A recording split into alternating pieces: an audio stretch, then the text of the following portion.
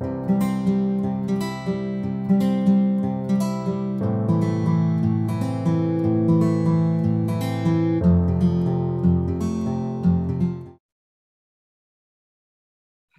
and welcome back on my YouTube channel, Parth Doshi Learning by Doing.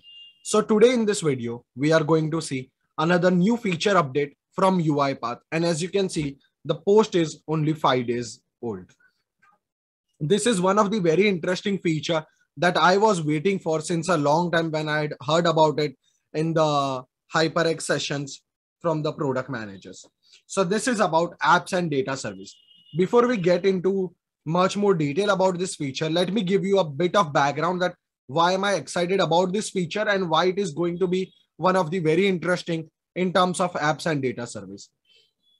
So if you have previously tried your hands on apps and data service, so when you are building an app and if you want to insert some data into a data service, you had to use Studio as a connection between both of them.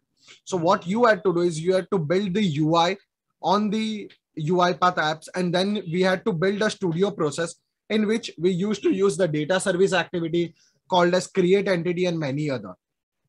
So this is what was happening before, but now the things have changed with this update. Now what we can do is we can directly add data service. We can directly integrate data service with UiPath app. So as we can see over here, we can directly create or update entity records. We can even delete them, as I think it is showed below.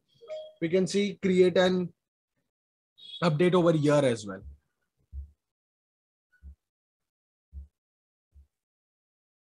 So we can do all the data service operations that we were doing before using UiPath Studio. Now we can do the same you directly with apps and data service. So today we'll in this video create a small app, not like this to-do task that we see over here. This is a bit complex and takes a lot of time. So just to understand this integration feature, I'm going to create a simple UiPath app and we are going to insert the data into the data service. I'll be making more videos on that with respect to other data service activities like delete, file upload, and many others. So let's get started with that. For that, what I have done is I have created an entity over here. So you have to go to cloud.uipath.com. In data service, you can create a new entity. I have created an entity called as person details, and it has age, gender, and name column. The other that we see ID created by time, updated by, and updated time are the default ones. So they will be automatically updated when you insert and data. But this age, gender, and name is what we are going to pass.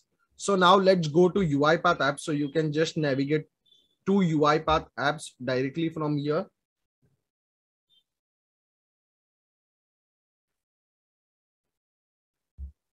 And also I have already created an app. Okay, so here is the app that I've created, apps data service. That is my integration. Okay, so what you have to do is you have to come to the app that you want to create. Click on this plus symbol over here, or icon you can say, and here you have an option entity. Now why it is written preview? Because as we can see, it is still under public preview. So you have to click on that and select this.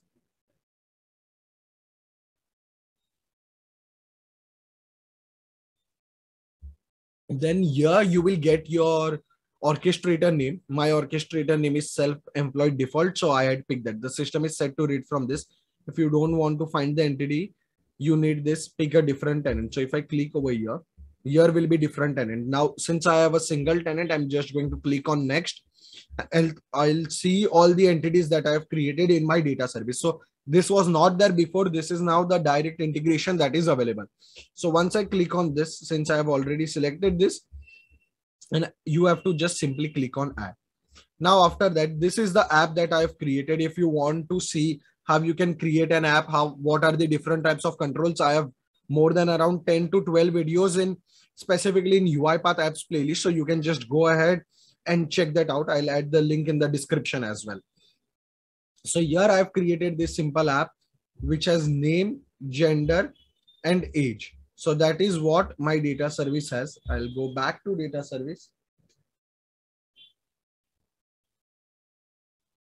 person details, and these are the three columns: age, gender, and name. So we have created the same fields over here. Now, how are you going to integrate the data service? That is, you are going to create a rule on this submit button. So if you see over here, submit details, if there is no rule, you will see an option called as create rule over here. But since I've already created a rule, there is an option called as edit rule. So I'm going to click on that and show. Now, if you see over here, there are different options: upload file to storage bucket, get file from storage bucket, create update entity record, delete entity record. So you can create or update an entity record if you want to delete an entity record. So here, since we have to create, I have dragged over here. Now, which entity you want to put your data into? So you have to, what you have to do is, you have to put a equal to symbol over here and just simply drag this right now. Age. So what I've done here is I've created app variables. Now, what are app variables that I'll show? You have to click over here, go to general, cancel this. Now, if you see, there are app variables over here. So variables are something that we create in UiPath. The same thing we are going to create over here. So this label value will be stored in a variable, and this variable will be passed to the data service entity, which is over here. So you cannot put directly this because this is a data service entity field. So you cannot use that directly. You have to use it through a variable. So this name is going to be over here. Now going back over here, submit details, events, edit rule, age equal to, and drag age over here, equal to, and it is going to be, let me put it just directly from here.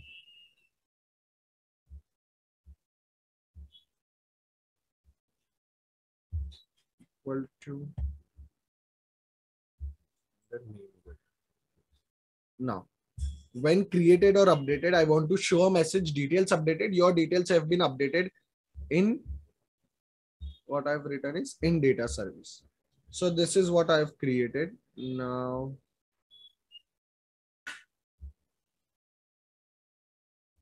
just want to save it. Okay. So now if you see, this was the direct integration, and this is very amazing feature that you can directly maintain your complete database operations, data service operations through this centralized app. Even if you have multiple pages, you can connect multiple entities, as we saw. And there are still many different use cases that we can build using this, and I'll be coming up with many more videos. So this is right now a simple app that we have created. Now I'm going to click on preview. As we can see over here in data, what I'm going to do is I'm going to delete all the data. Okay. And over here. So now here we are going to put it as Parth, gender as male. We can have drop down as well. That is something advanced things that we can do within our app. But right now, to understand this integration feature and the new update, we are doing this. So let me click on submit details now. Details updated. Your details have been updated in the data service. So now we should be able to see the database over here.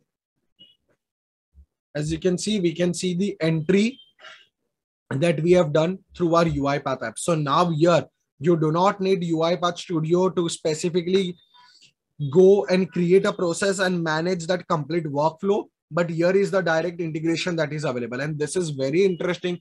There are many use cases that were possible before as well, but now they will be much more simpler to manage, operate, run, and everything, you can say. So this is the new feature update about UiPath that I wanted to give to the viewers of Parth Doshi Learning by Doing. So implement as many use cases as you can, and this is one of the very, again, interesting integration, as I said.